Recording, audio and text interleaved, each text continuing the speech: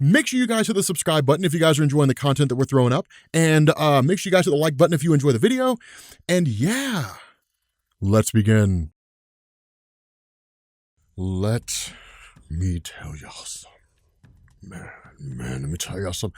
Y'all read a story that was so good you want to punch a hole in the wall? That's exactly what this is. Man, dude, if God were writing comic books right now, this is what it would look like right now. Okay, so this story picks up in the year 3019. And Dr. Manhattan's just like, okay, so basically like the earth is going to be threatened and like a guy, tries to protect it and basically dies in the process. But the crazy thing is like the energy that this guy lets off basically like sends the rain careening back through time, right? And then Dr. Manhattan's going through and he's like, okay, so like it's basically like the cascading effect, right? Like he's like, okay, this guy exists because of the fact that Alan Scott exists, right? But like I moved the lantern out of the way. Alan Scott never became the original Green Lantern, which meant that Alan Scott never founded the original JSA, which meant that like this legion of superheroes never existed. Like it's literally just kind of analyzing the effects of his own actions. But remember, because of everything that's going on, Dr. Manhattan cannot see the end of all things. And he doesn't know if that's because of the fact that he gets killed by Superman or Dr. Manhattan destroys everything in reality. So it's kind of the coolest thing. And so remember, this comes after Firestorm had basically like let off this massive explosion in Russia, which he was kind of tricked into more or less. And then in turn, like the world kind of turning against superheroes more so than they already were. Because for those of you guys who are just kind of catching up, or those of you guys who haven't read this, the Superman conspiracy is the on-running theme in Doomsday Clock. The idea that like there's this conspiracy running around that like all superheroes or almost all superheroes were created by America, by the American government. And so with the explosion that happened in Russia and all the other superheroes basically kind of banding together, what we end up finding out here is that like everyone has come together. And when I say everyone, I mean like everyone, like the Justice League Odyssey team, the Justice League of America, like all the magic wielders, all the members of the Superman family, like everyone is here and everybody's trying to figure out what in the heck is going on. And so it's kind of it's amazing here because while all that happens, like you literally have like Dr. Manhattan who's just kind of musing to himself. He knows exactly what's going to take place, but he's just kind of musing to himself with like everything that's going on with regards to like Earth and the superheroes and so on and so forth. So detached and not really concerned about anything that's going on, just kind of there like, I wonder what'll happen next, and really just kind of concerned about like why he can't see the future. And it's kind of nuts because like while all that goes on, of course, Superman's recovering, Batman's recovering, they were both in like the immediate vicinity of the explosion, but then like Lois Lane goes running to his side, right? And like that's really what's kind of going on, is like all these themes are effectively coming to a head. That you've got the President of the United States being addressed by like his cabinet, basically being told because of the explosion in Russia by Firestorm's a metahuman, the Superman conspiracy is already running strong, people already distrust superhumans, you have to do the only thing you can do if you want to keep the White House. They're basically kind of asking him, do you want to be political or do you want to be moral? You can't be both. And so the president chooses, or at least it seems like he chooses to be political. The argument of his cabinet is you have to stand against metahumans because that's what the general public wants. And at the end of the day, you're a servant of the people. You have to do what the people want you to do. The people want you to basically enact or at least present legislation to Congress that forces metahumans to reveal their identities, that basically removes the ability for people to have masks. It's Watchmen all over again. And it's so cool here because then in turn, you basically have like Bruce Wayne waking up inside Wayne Manor and, of course, like, addressing Alfred and so on and so forth. All these things are kind of happening at like a really, really fast clip. And that's one of the things people tend to forget. And somebody actually made a comment about this on Twitter, which is true, that one of the things people tend to forget about the Watchmen is that it was a slow build, right? Like it was like the slowest story ever until you get to the second act and then things pop off. But basically what Batman essentially says here, like talking to Alfred, is like what's going on, because humanity has taken all the various superheroes who were essentially like traveling out to Mars, because that's basically what's happening. Like what Batman explains here is that like after the whole event with Firestorm, that like the source of energy that seemed to basically cause Firestorm to explode, or at least was deduced to believe to cause Firestorm to explode, is coming from Mars. And that's where all the superheroes are going. They're all going to confront Dr. Manhattan. And so with Batman and Superman being the only two left behind on Earth alongside Wonder Woman and I guess Green Arrow, is that what's basically going on is he's like, look, I don't know if that energy signature coming from Mars is the one that actually caused all this. I don't know if that's what's really going on. There is a massive energy signature out there and it does warrant being investigated, but like I think the Justice League is getting played. And it's kind of crazy because that in turn basically leaves the entire Earth vacated. It leaves the entire Earth empty. And so in response to this,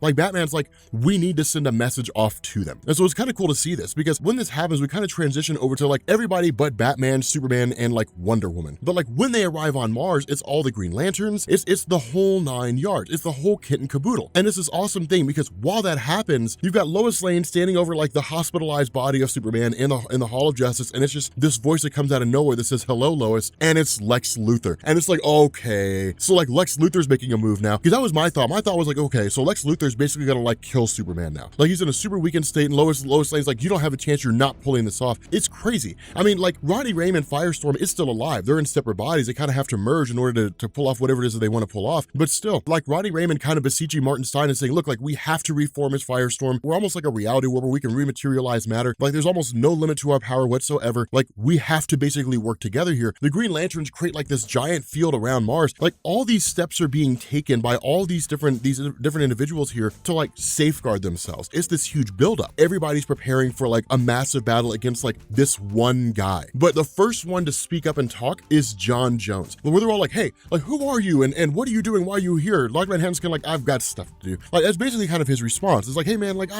look guys, like it's cool you're here, but like I've got bigger fish to fry besides you. And that's what's so interesting about that is how like dismissive Dr. Manhattan is of like of a veritable who's who, because everyone is here. Everyone but the villains are here. Like every single superhero on Earth is here. And like Dr. Manhattan is just dismissive. And we find out why quick, fast, and in a hurry. It's so cool because Guy Gardner, the Green Lantern, steps up and it's just like, okay, hey, look, man, here's the rub. It seems like you've done some pretty shady things. So before you make a move, I want you to understand what it is you're getting into. We've crushed all kinds of people. Darkseid, the Anti-Monitor, a multiversal threat, some evil versions of Batman, evil versions of Superman. We've beat the Sinestro Corps. We've beat Doomsday. We beat all those guys. Dr. Manhattan addresses Geoff Johns and says the reason why he's worried about me is because he's worried about this one vision he can get from me, which is my final view of Superman. Like Superman racing towards me and trying to kill me. And so it's kind of nuts because like as things go on, like Supergirl responds, she's like, so you think Superman's gonna kill you, so you want to kill him first. Like Firestorm freaks out because he thinks Dr. Manhattan's been screwing with him and caused him to blow up. Guy Gardner just wants to fight some stuff, so he's like, okay, come on, let's do this. He punches Dr. Manhattan, knocks him out, and then Manhattan vanishes, reappears behind him, and destroys his ring. And it's like the coolest thing because he's like, let me remind you of your place in the bigger picture. And he's just like, bam, like just crazy. He's like, I'm curious. This ring that you wear has power inside of it. And while I'm not the slightest bit worried about it, I am curious about it. So like, let's just take it. And it's just like,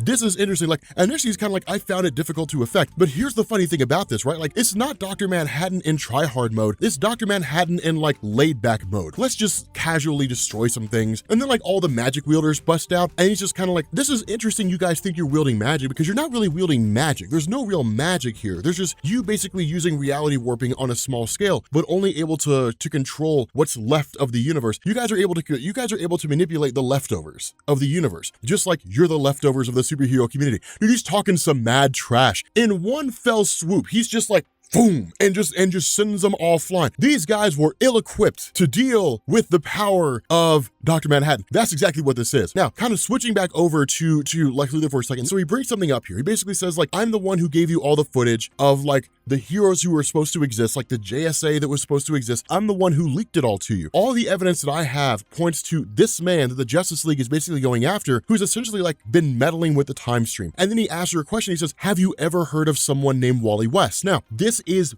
big because remember, Iris West, Barry Allen, and Kid Wally West, Kid Flash, they're really the only ones who know. But there's only like a very small number of people who know about Wally West. Lex Luthor is kind of spilling the beans to Lois Lane and basically saying like, here's everything that's going on. Now, this is where things get interesting and probably where like the old school Watchmen fans will get a little pissy. But what happens here is like Firestorm jumps in, goes to attack Dr. Manhattan, says like, you don't know who you're facing off against. And Manhattan's like, no, you don't know who you're facing off against. And this is when things get a little strange because what seems to happen here is Dr. Manhattan yanks Ronnie Raymond into the past. That's kind of the big caveat here because as I understand it, when it comes to Dr. Manhattan, he moves forward in time at the same rate as everybody else. Dr. Manhattan cannot travel back and forth through time. The thing that Dr. Manhattan does is he perceives all moments in time happening at that moment in time, right? But like today's Wednesday and it's March 6th. So for Dr. Manhattan, today's Wednesday and it's March 6th, but it's also every day that will come after and every day that came before. But tomorrow, Dr. Manhattan will be in March 7th. Dr. Manhattan cannot jump back to March 6th from 2018. He can't really like time travel in traditional sense. That seems to be the case with his character. He doesn't really perceive it in a linear fashion, but he cannot travel back and forth through it. And so it kind of seems to be hinting at the idea, or at the very least outright stating, Dr. Manhattan can time travel. And what this is designed to do is to kind of play mind games with Ronnie Raymond, but at the same time, kind of like retell his origin to a degree. agree. The idea that instead of Martin Stein and Ronnie Raymond kind of bonding together in an accident, that it was intentionally done. That it was literally done in a way to where Martin Stein wanted to create a character like this, and he needed someone who would most likely bond to him. And so ultimately he chose Ronnie Raymond because Ronnie Raymond, one, reminded Martin Stein of his own son, and two, was in need of a parental figure. And what this does is it reshapes everything. It literally changes the way that Ronnie Raymond views himself and views Martin Stein, and almost kind of like sends him on a warpath, which he does. I mean, he literally like freaks out and he ends up attacking Dr. Manhattan. Now, this is when things kind of shift back. And that's when the perspective, that's really when Geoff Johns, I think, kind of clarifies things. That where we would look at that initial encounter, we would say, okay, so I guess Dr. Manhattan can time travel. That's not what happened. Presumably, what seems to have happened is that in the blink of an eye, Dr. Manhattan basically sent the mind, or at least gave Ronnie Raymond like a portion of his power. And essentially, like, Ronnie Raymond saw time in the same way Dr. Manhattan does. But instead of seeing everything happening at once, he basically isolated to a single perspective or a single point in time. So in reality, they never left the present. It's just that how Ronnie Raymond saw time basically meant that, like, in his mind's eye, he was looking at 7 years ago to his own origin, how it was that he came into existence, and the basis behind his creation. And it's kind of cool because when Ronnie Raymond attacks, like, the rest of the justice, well, really the rest of the superhero community takes it as their chance to make their move. And like the whole battle pops off. And like